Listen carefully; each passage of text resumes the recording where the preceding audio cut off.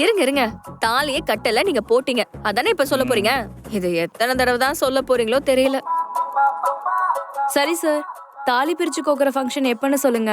நாங்க சிறப்பா வந்து பண்ணி கொடுக்கறோம். இப்ப போயிட்டு வரோம் கிளம்புறேன் சார். சார். இருங்க இருங்க இருங்க இருங்க. இவ்ளோ தூரம் வந்துட்டு ஒரு காஃபி கூட குடிக்காம போனா எப்படிங்க? வெயிட் பண்ணுங்க, போட்டு எடுத்துட்டு வரேன். ம். அடி பாவிங்களா, நடந்ததுக்கு நான் கல்யாணமே இல்லைன்றேன்.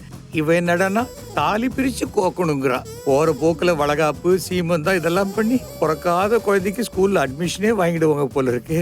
சுந்தரம், உன் நிலைமை இப்படி ஆயிடுச்சேடா.